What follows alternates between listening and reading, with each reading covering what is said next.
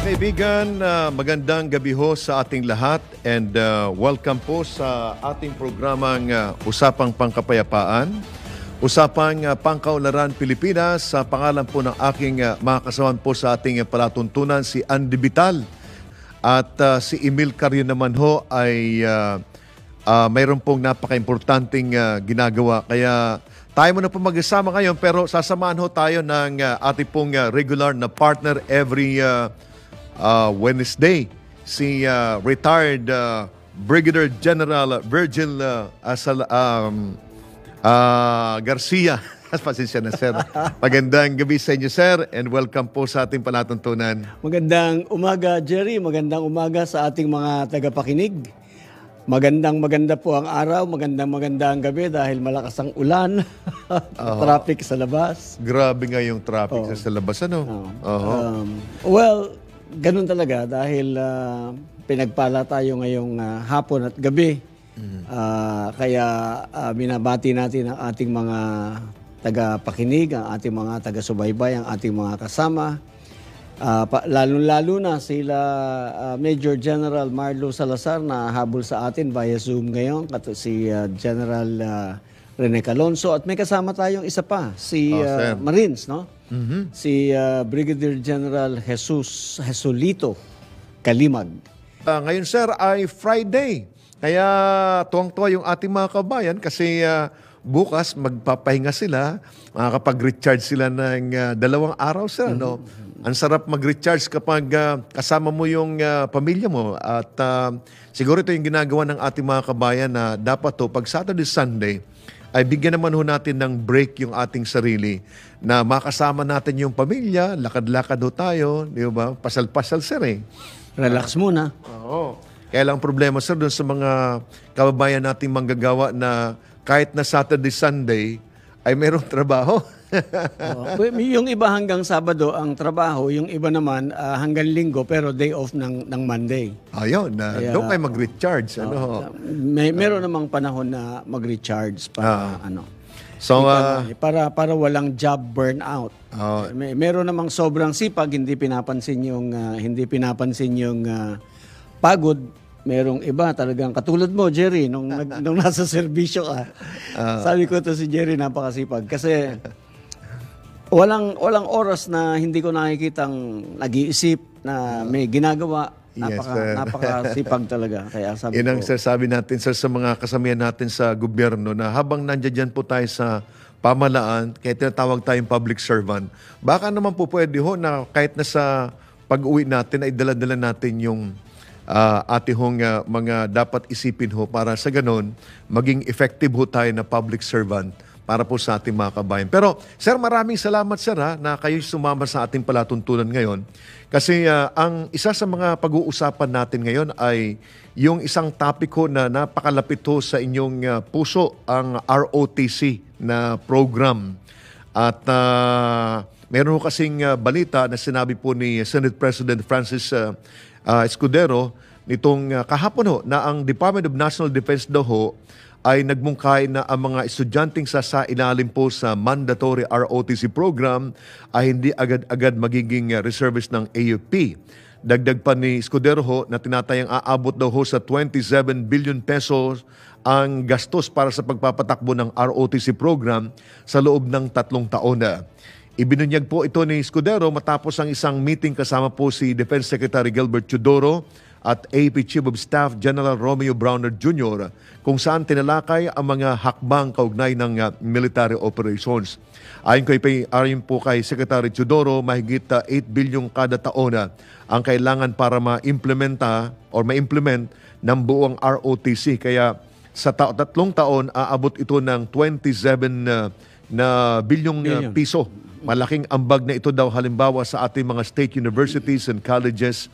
Imbis po sa isang aspeto lamang, ito ang sabi ni Senate President Escudero. Ako'y nalulungkot lang, sir, na pag ang pinag-uusapan natin about security, palaging ini-equate doon sa ang maiaambag nito sa ating health, sa ating education, para bang walang puhang na mag-invest tayo sa ating security. Di ba, sir? Ano? Sa ating security at saka sa ating kalayaan. Oo nga. Sabi nga ni General Salazar, freedom is not free. You have to fight for it. And totoo po yan. Una po muna, kaming dalawa ngayong gabi, without confirmation na ganun talaga ang sinabi ni Secretary Teodoro. Kasi alam mo, si Secretary Teodoro, abogado yan. No, abogado rin naman si Senator Coco. I think they came from the same school. So, na-confirm mo ba kanina? Because nagpunta ka sa DND eh. Actually, pinuntahan ko si Assistant Secretary na si dating Director Andulong. Yes. Sabi ko, sir, baka pwede na... Human resource na siya. Siya ang pumalit kay General Bautista. Ganun ba, sir? Siya na So, hindi na siya spokesperson. Hindi na siya spokesperson. Kaya pala hindi ako pinagbigyan. Yun. Oo. So, naging ako ng resource person galing po sa DND. Alright. At ito nga, yung pahayag ni President or Senate President Escudero kung ito talaga yung napagkasunduan. But ang point ko lang dito, sir, ay para kay President Escudero na parang nararamdaman ko na malayo siya ang puso niya dito sa programa ng ROTC. Na doon sa kanyang statement, ang sinasabi niya, ini-equate niya yung gagasusin dito sa ROTC program doon sa mga pangailangan ng health at saka education. Sana naman wag ganyan. Kasi hindi tayo mananalo pag ang pinag-uusapan ay yung ating kalusugan at saka yung pagkain at saka education. Dapat maging separate yung pagtrato natin sa pangailangan natin sa seguridad.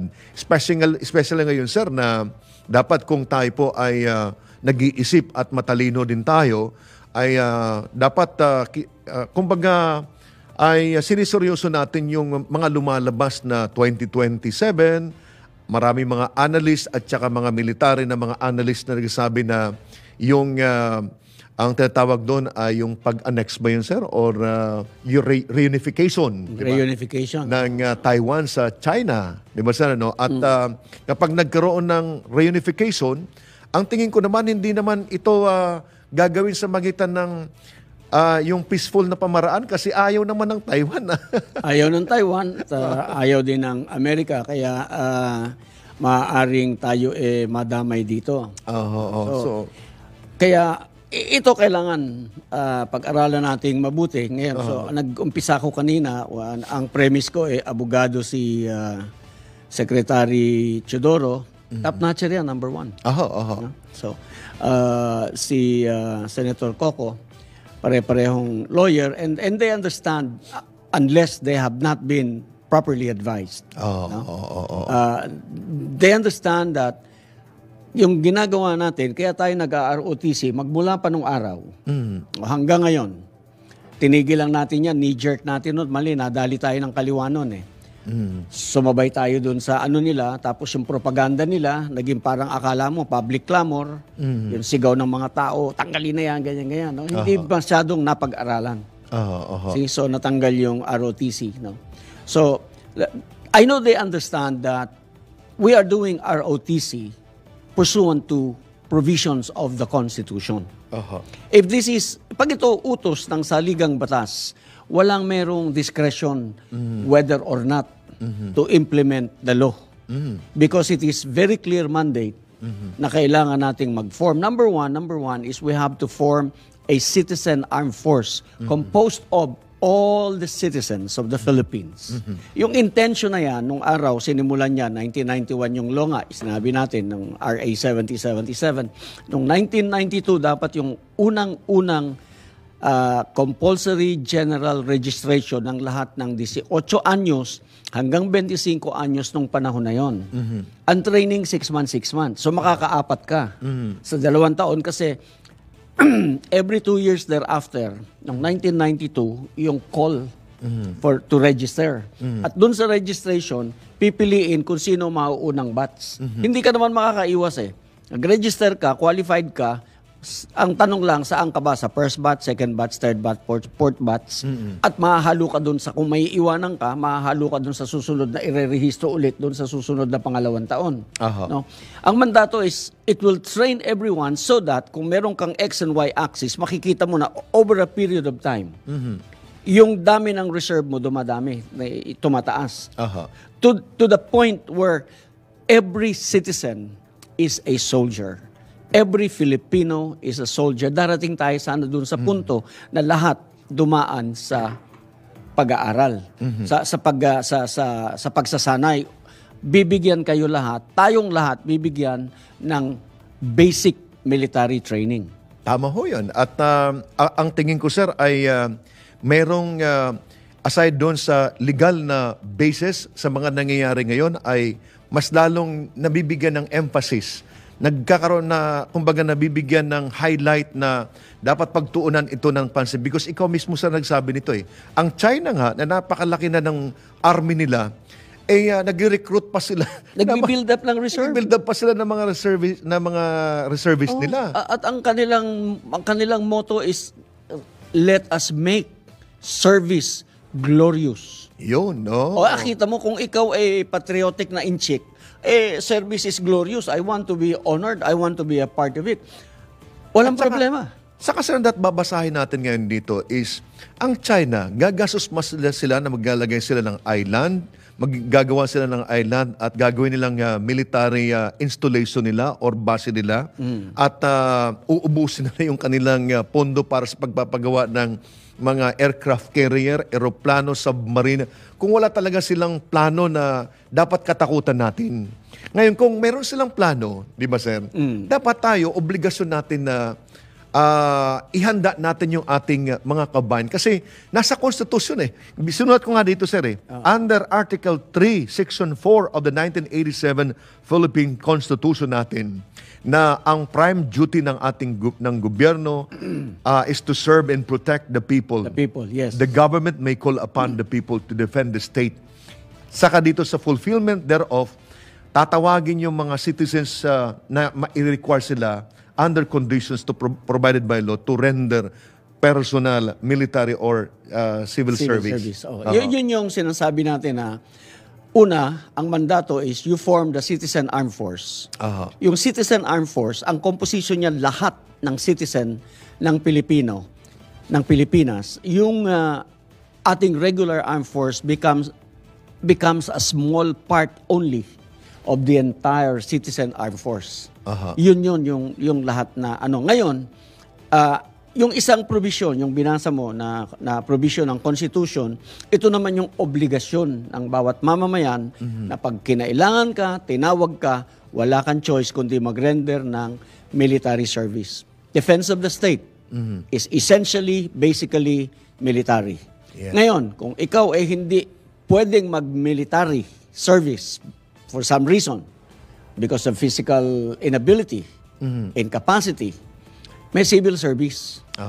Okay? So, yun yung personal, military, or civil service. Personal because you yourself have to attend to it. You cannot pay anyone to do it for you. Ikaw mismo, military or civil service. Kung hindi pwedeng military, civil service. Gawa ka ng bala, gawa ka ng combat boots, gawa ka ng tangke, gawa ka ng whatever. Basta in support of the main effort, dun ka. So, everybody, all Filipinos, 100% will have to participate in the defense of the state. Defense po ang pinag-uusapan natin. Wala tayong pinag-uusapan dito na tayo ang lulusob. Sa panahon na tayo'y lusubin, sa panahon na tayo'y lusubin, yung ating reserve, mamobilize ng ating Pangulo. Sir, susundan kita dyan. Doon sa yung protection, yung pag-defend ng bansa natin. Yes. Kaya ako ang tingin ko, sir, isang malaking kapabayaan or katrayduran, di ba, sa ating mga mamayan na kapag dumating yung point na yon na kinakailangan natin na nakahanda yung ating mga kabayan, ay hindi natin siya inihanda. Sir, nandiyan na pala si General Rene Calonzo, ang aking kabrad po sa Alpha Phi Omega. Bago mawala. Sasabihin ko lamang, obligasyon natin, tayo, ng henerasyon natin, na i-train natin ang mga bata to give the next generations of Filipinos a chance to effectively defend the state pag dumating ang panahon na sila ang nilusob. Kasi pag sila ang nilusob at hindi natin sila hinanda, katulad ng sabi mo, Katrayduran yan, sir. kasalanan natin yan. Hindi, katrayduran yan. Katrayduran din natin. Yes. Trinaydor natin yung ating mga mamayan. Yung ating susunod na Kasi henerasyon ang dito. sinasabi natin, gagastos tayo ng malaki at kukunin natin, kumbaga, magiging kakompetensya sa ating health at saka doon sa education. So talagang, ang tingin ko, ito ay deliberate na narrative para hindi maaprubahan yung ROTC program. Ito yung lumang narrative. This is the old narrative that has been prostituted for a long time by the other side na binibili natin. No? Palaging, hindi, dito na lang tayo. Lagay mo na lang yan sa health. Hindi, lagay mo na lang yan sa education. Kaya tayo ngayon, dinudunggol-dunggol sa West Philippine Sea, dito mismo sa ating bakuran, Tama yun. binabastos tayo because we have nothing, they know we have nothing. Saka, And sir, I'm not ashamed.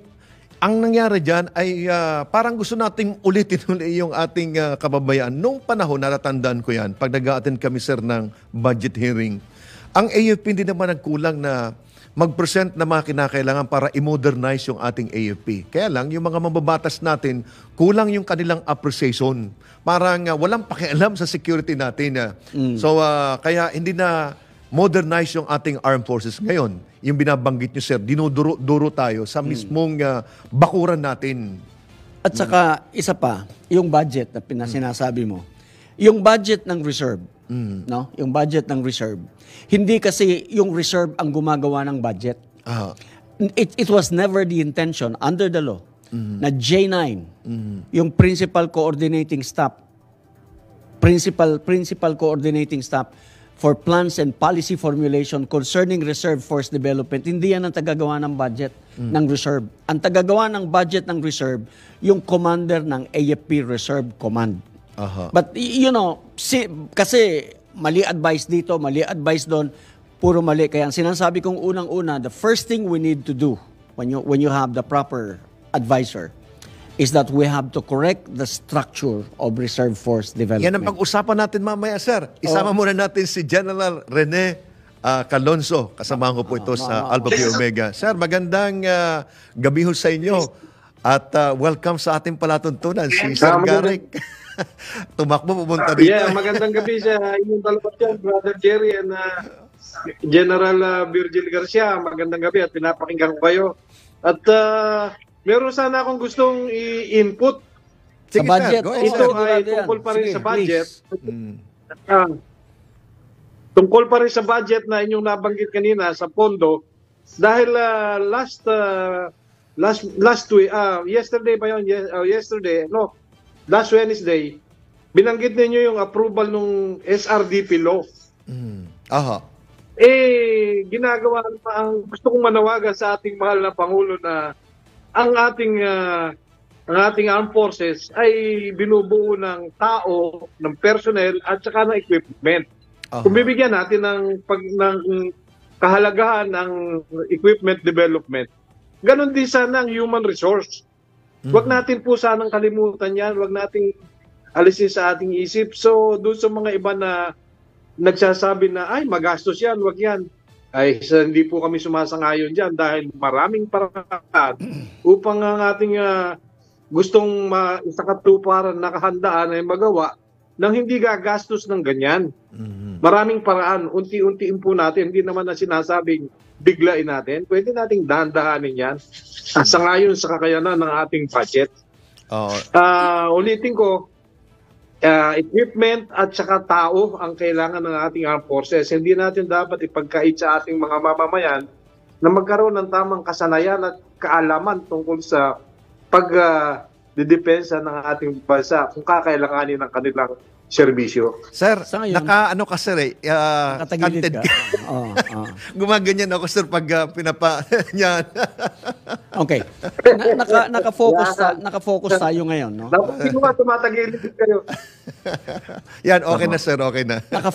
Naka-focus tayo ngayon because pinag-uusapan yung revival ng mandatory basic ROTC sa Senado. Tapos na yan sa Kongreso. Yung pagpasa ng ROTC. No? ROTC pa lamang po ang pinag-uusapan natin ngayon. Pero kami, tapos na kaming mag-argue about ROTC. Ang sinasabi na namin ngayon, dapat mayroong mag-advise sa ating Pangulo nung pag-implement ng RA 7077 concerning compulsory Citizens Military Training, yung CCMT po. Yun po talaga ang mandato ng Constitution. Buuin natin ang Citizen Armed Force. Yung pong ROTC, CCMT, pang-eskwelahan. Tinawag lang nating ROTC. Pero yun po yun. Eskwelahan version, ROTC. But the program that they will have to go through is basic military training na iisa lamang po ang resulta. Lahat ng matatapos ng CCMT o ng ROTC is a soldier for all intents and purposes. Now, the question is, pag natapos itong mga ito, where do they go? What do they do? Yan. Kailangan pa rin ng experience ng iyong advisor na iintindihang mabuti yung kasukasuan, yung laman loob ng Reserve Force Development. Pag-uusapan natin yan mamaya, sir, pagkatapos lamang ng ilang paalala. Sir, balikan natin yung pinag-uusapan natin tungkol sa ROTC pa rin. Meron ka atang gustong idugtong tungkol doon sa naging posisyon ni doon sa naging statement ni Senate President Escudero? Yung kanina kasi nabanggit natin na he is opposed to ROTC. Hindi niya naman sinikreto yun eh. Inamin niya na sinasabi niya, I am not convinced about ROTC. Maybe he has his own good reasons for not being convinced. Baka sa kanya is yung experience niya doon sa training, which is why he's saying, hindi ko yung gusto kasi yung dinaanan ko, wala naman ako natutunan. Ano kaya, sir, puntahan natin si Senate President Pwede naman. Escudero. Grupo tayo, puntahan natin, paliwanag natin sa kanya na, sir, ganito ang sitwasyon.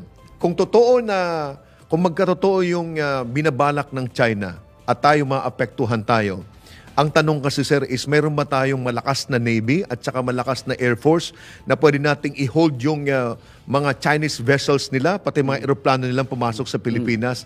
So, ako naniniwala ako, sir, sa kakayahan natin ngayon, sa capability ng military natin ngayon, ng Air Force Navy natin, baka less than 1 week, nakapag-landing na sila sa atin. Nung nag-GGSC kami, nung 1993, pinag-aralan namin yan eh. Sabi namin, 1 week. 1 week ka, sir? 1 week. Oo. Landing na yan, sir. Captured na tayo. Wala na tayo. Ngayon, alam pa mga Pilipino, sir, hindi sila papayag na magtayong komunista. Lalaban at lalaban yan. Umikli yan. Yung 1 week namin noon, umikli yan. Ilang araw na lang? 3 days na lang yan. Yun lang ang itatagal natin sa konfrontasi sa ating kalaban because sabi mo nga, barko natin, ilan lang natin, di ba? So, ang labanan, sabi nga ni General Calonzo, sa lupa. Totoo naman yon.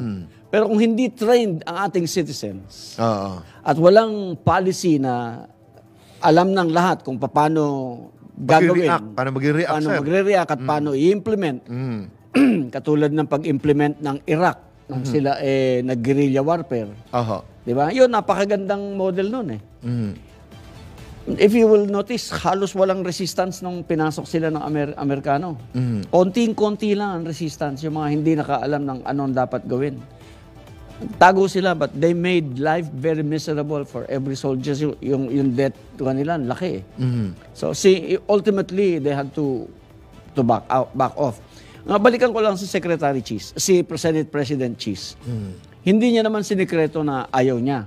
So, sinasabi niya, ayaw ko, pero I want to give a chance na pag-usapan niyo ang ROTC. Kaya siya nag-produce. Siya kasi ang chairman nung so, sabi niya, gusto kong bigyan ng pagkakataon, pag-usapan niyo, nang madinig natin, nag-create siya ng subcommittee on defense, education, etc. Nung yung nag-hear sa amin, na ang chairman si Senator Bato at saka kasama yata noon si Senator Gatchalian. Yun sila yung nakikinig, subcommittee yun ng defense para mapag-usapan yung ROTC. So, apparently, in the same manner that Secretary Gibo ako, pasensya na kayo, ha? Yung mga ganitong statement na malayong-malayo sa katotohanan sa nakasulat at sa mandato, you are ill-advised. To me, with all due respect to you and to your advisors. Ako ang tingin ko dito, sir, baka si SND naman, gusto niya talaga na maituloy yung ROTC program. Kaya lang, ang ipinapasok kasi ng Senado ay dapat mayroong budget na ito 8 billion. Kaya saan ka mag-settle ngayon? Kung sinasabi ng Kongreso ngayon, sir, na hanggang 8 billion saan natin nahanapin yan? Ngayon, ang tingin ko, sir, ito si Sir Rene nandiyan dyan ngayon, baka pwedeng i-revisit natin yung dati natin na ROTC program na ni-require natin lahat ng mga colleges and universities na wala namang pundo galing sa gobyerno pero nagawa natin yung mandatory na ROTC program. Bakit ngayon nagiging problema natin ang budget, sir? Hindi, ang problema nga, advice. Oo. Unang-una, meron tayong teacher, may doctorate, may experience sa military, naging administrador ng ROTC. Nakakonsulta ba yan kahit minsan? See? Kaya kung budget ang pag-uusapan, hindi talaga hindrance, hindi showstopper ang budget. Ang sabi ni Senator Bato, no, sabi niya ganun. You tell us what needs to be done, popondohan namin yan, lalo kung provision ng batas yan, o lalong-lalo na kung saligang batas. Hindi problema yung budget, mababudgetan yan. And if you have guys like General Caronzo on top of ROTC, may spread out mo yun eh. Hindi naman kailangan biglaan, akala mo ganun kalaki agad ang gagastusin mo. Hindi naman eh. Kasi kung susundin natin, halimbawa, yung pinropose natin na NARA, sabi natin, two-phase ang implementation ng ROTC. First is let us train the trainers. We identify who will train. Para uniform ang implementation from Itbayat. Lagi ko sinasabi, from Batanes eh. Hindi, from Itbayat, yun ang northernmost natin eh. Hanggang dun sa Sibuto, si Tangkay. Sir, nandiyan dyan si Major General Salazar. Baka mayroon siyang gustong idagdag sa mga pinag-uusapan natin. Sir Marlon, magandang gabi ho. Good evening, sir. Buti naka-join ka. Magandang gabi sa inyo lahat, Jerry, Virgil, Rene. At maganda ata yung topic natin ngayon tungkol doon sa ROTC. Ano yun? Na part doon sa security posturing natin pagkatapos sabihin lang na i-delay natin dahil Pondo. walang pondo. Nakakatawa, no? Dahil saka muna tayo mag-away, wala pa kaming bala ng tirador. Or wag nyo muna kaming aawayin dahil hindi pa kami nakahanda. Pero ang schedule, every 4 years, may schedule na away or basketball or something. And I do hope, hindi ko alam nga, kaya kanina binabasa ko yung isang note na ano bang nangyayari sa bansa natin. Sometimes hindi na natin alam yung alin ang unahin at saka hindi. Sabay-sabay na kasi naging problema. Pagkatapos ito lahat, constitutional mandate. Ano bang gusto natin? Sabi naman ng iba, bakit kasi mag-ROTC? Okay lang kami, huwag mag-ROTC. Pero yung kapakanan ng bansa, magdepensa, balik tayo doon sa compulsory citizens military training na hindi rin ginagawa. Saan ba tayo? Kaya nga, inoffer lang natin yung ROTC kasi yun ang best option. Di ba? Dahil mga kabataan na sa eskwelahan, balang araw sila magiging leader natin, tinitrain natin at naintindihan nila ng kahalagaan paano mahalin at i-protect yung freedom. Kaya palagay ko yung binigay na or nasa dyaryo or binigay kanina ni Kajere, yun yung maalala mo, paring Virgil, yung December last year nung pumasok tayo sa Senate. Wala eh. Yun din yung issue na tinakot na pag mag-RTC tayo, lahat mag-RTC, ito yung budget kailangan namin. 10,000 na tao kailangan namin, pasulduhan nyo. Kailangan nyo ng bibili ng baril. So ito yung lahat ng baril. Walang option, pananakot. Kaya nga sabi nga ni Bato, tinawag niya yung taga-DND, di ba? Na tiga, bakit ganyan? So, nag-slow down at nagkaroon ng pacing. Sana ganun tayo mag-isip. Huwag yung biglaan. Kasi kung sundin din natin yung Quadcom kanina, yung tinatanong, meron pang 5 billion na tinatago si Kerwin. Natin kunin yung billion na hinahangad, di ba? But I think this is for security. This is to protect our freedom. Regardless whatever program, let us protect. And we will be doing this accordingly, sensibly. Kaya the best option now is having the ROTC. Di ba? Ito ang pinakamura eh. Ang daming mga training institution dyan na nagde-develop ng officer at saka reserve force. Mas magasto sila. Pero itong RTC, ito ang pinakamura. Or huwag kang mag-RTC, pumasok ka ng OCS pag-graduate mo, pinakamura yon at hindi ginagastusan ng gobyerno. But we are doing what the government programs have given us. So, let us help our government, let us help our people, let us help our youth to be developed and to be trained. Yun lang mga kasama. Palaging pinepresyohan yung ating kalayaan eh. Palaging, wag na lang dyan, dito na lang. Yan yung lumang tugtugin, lumang sinasabi na palagi para maiwasan na gawin ito, gawin yan, na ano. Wag yan. Kaya, budget ng, ay nako. Pinakasimple para i-shut down tayo, sir, yun, gawing unpopular tayo. Para magawing unpopular yan, i-quit mo siya doon sa budget na para sa pagkain, para sa kalusugan, para sa infrastructure, para sa pagpapatayo ng kalsada, para sa pagpapatayo ng mga paaralan. Ganun yan, sir eh. Para maging unpopular, yung gusto mo na gawin para sa protection ng ating mga kabayan. So, mas maganda nga ka, Jerry, yung pag nag-RTC tayo, yung graduate maging reserve, di ba? At yung mobilization na pondo, hindi na gaanong malaki ang gastos dahil sa eskwelahan lang kasi mag-mobilization every time na magkaroon ng alumni. Tama diba? yun. Pakinggan natin si Yes, sir. General, Tama si yan, General sir. Alonso. Tama yan. At gusto ko lamang banggitin na sa mga ganitong nangyayari sa ating kapaligiran, lalong-lalo na sa Department of National Defense at saka sa mga sinasabi ng ating pinuno ng Senado, sino ba ang natutuwa? Natutuwa yung nasa kabilang bako, wala silang effort. Tayo ay nagkakaganito na at nasusunod yung gusto nila na huwag maisakatuparan ng pagiging mandatory ROTC. Natutuwa sila, tuwan-tuwa sila, pumapalakpak sila. Sino ang tumutulong sa kanila? Ang ating mga kasama rin, tingnan ninyo. Maling advice sa ating mga pinuno. So yan ang lumalabas. So palagay ko, kailangan talagang pag-usapan yan. Hindi ubra yung ganyan lamang at ito ay magkakaroon ng epekto sa ating kahandaan sa pagtatanggol sa ating bansa. Yes, tama yan, sir. Babalikan po natin ang usapin na yan.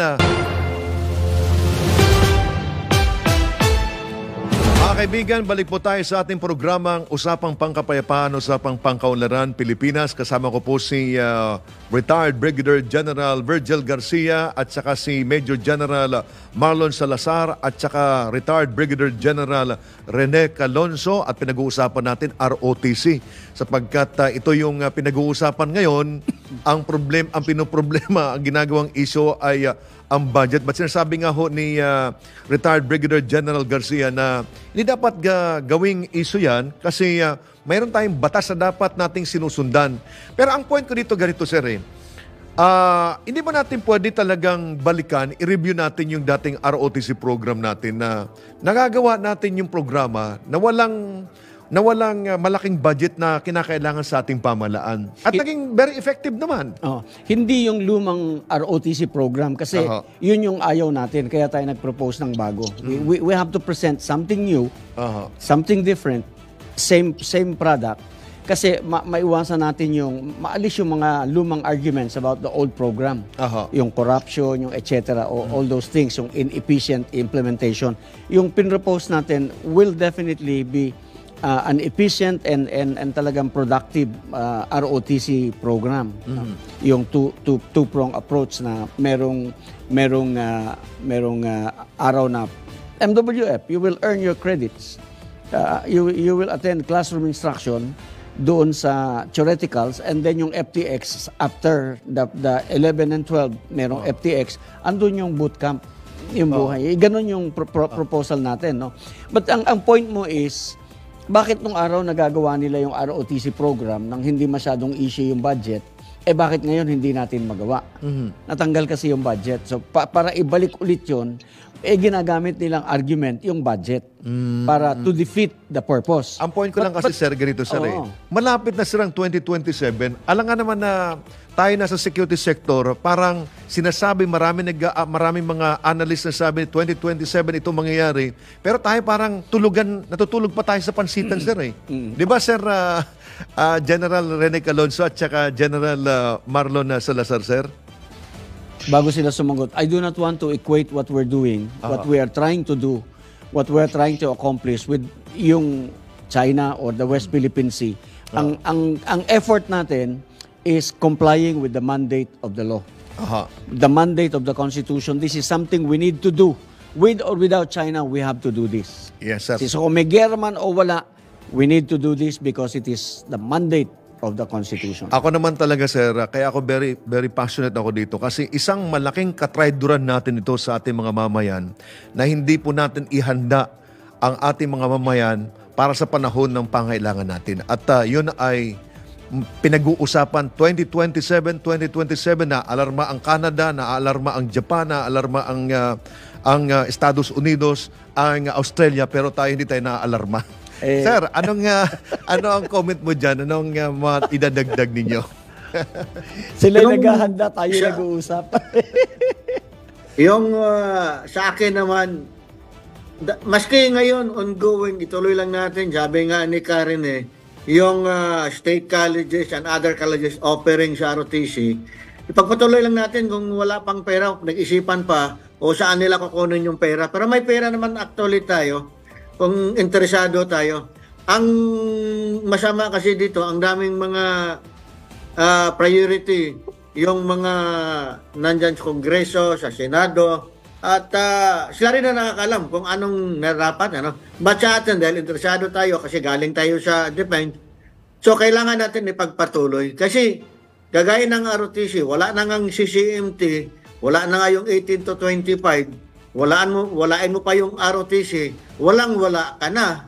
By the time na magkagulo, puro na mga matanda yung aaway natin. Ni makabuhat ng pamalo, hindi na kaya. So, they need we will just continue doing the ROTC program, implement this, and then let us offer, our group also and other groups will offer a suggestion, ano yung mga option, di ba? So for this year, ito lang muna, for this year, ito lang muna, until such time, hindi yung sabihin na yung programa, saka na natin isabatas, 5 years from now, kung may pondo, paano kung walang pondo? Ang pinaghandaan natin, hindi lang naman na may China or whatever, but let us prepare our country for the worst. Tama yan, sir. At Worst case scenario ang preparation natin. Yung total force concept ng Amerika, is total force. If it is not available internally, dun sa kanilang regular armed forces, they look to the reserve. If it's still not available, they look to the citizenry at large. Ang objective, number one, is mission accomplishment. If this is the guy who is going to accomplish the mission for us, then we need this guy. Yun yung total force concept nila. Tayo naman lahat kasama nga sa citizen armed force supposed to be. See? So if you implement the total force concept dito sa atin, hanapin mo yung expert na makapag-a-advise sa'yo.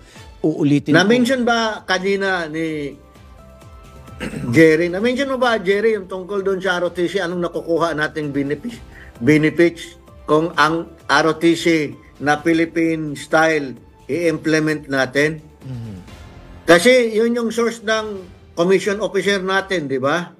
Pangalawa, sa mga NCO natin na maging professional. At pangatlo, yun yung source natin ng mga edukadong sundalo. At ang nag-comment na paano yan, di puro na lang NCOs at saka officer yung sa ROTC, wala nang private.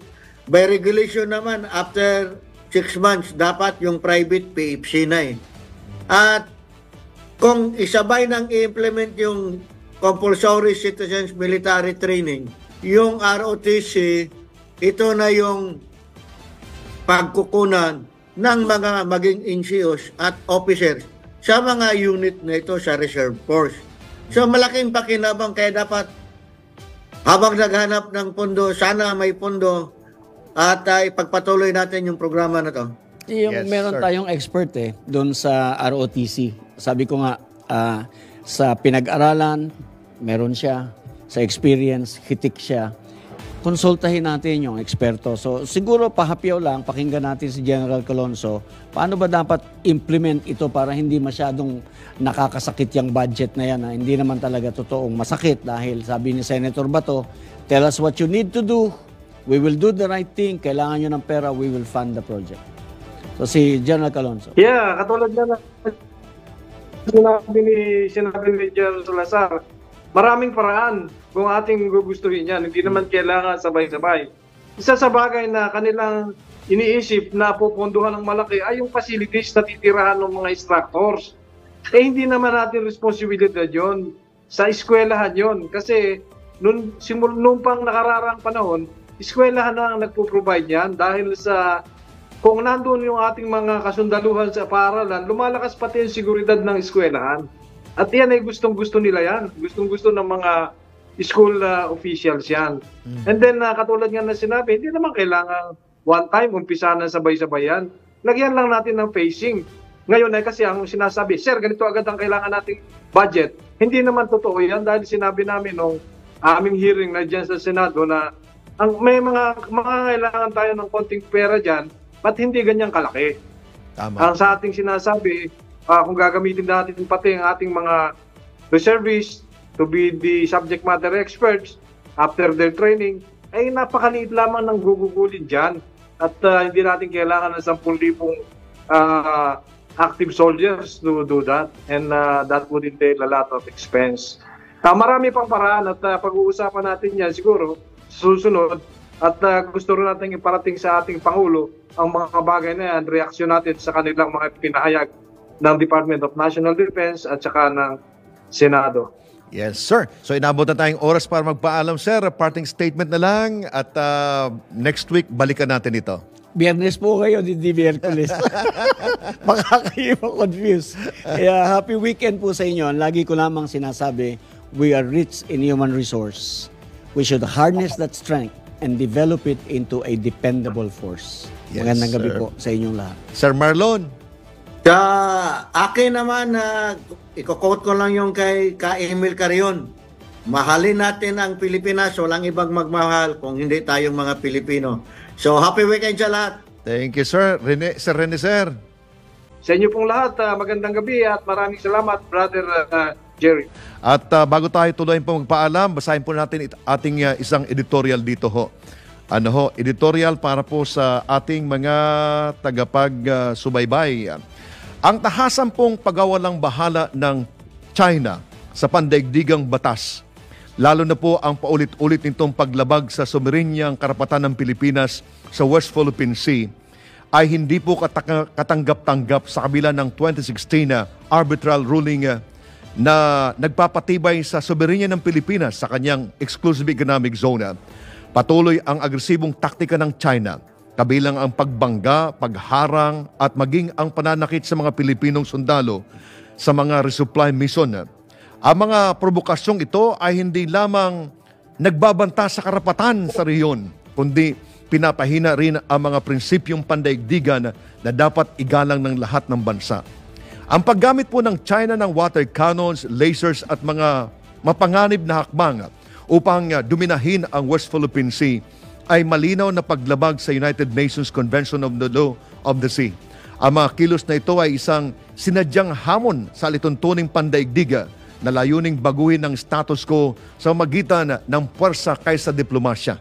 Ang mga kamakailang insidente sa Ayungin Shoal at Baho de Masinloc ay nagpapatunay na walang plano ang Beijing na mag-escalate sa kabila ng mga diplomatikong hakbang. Dahil po dito, dapat magpatuloy ang ating gobyerno sa pagtayo ng matatag, palakasin ang mga alyansa nito sa mga bansang kaparehong prinsipyo at pagbutihin ang mga kakayahan sa pagdepensa. Hindi dapat hayaang tapak-tapakan ng soberanya ng Pilipinas na isang mapanakop na bansa ang nagkakaisang puwersa na nakaugat sa pandaigdigang batas at matibay na depensang alyansa ang tanging paraan upang pigilan ang ambisyon ng China sa reyon na ito. Maraming salamat mga kaibigan. Ito po si retired Brigadier General Jerry Zamudio. Maraming salamat po sa inyong pagsubaybay.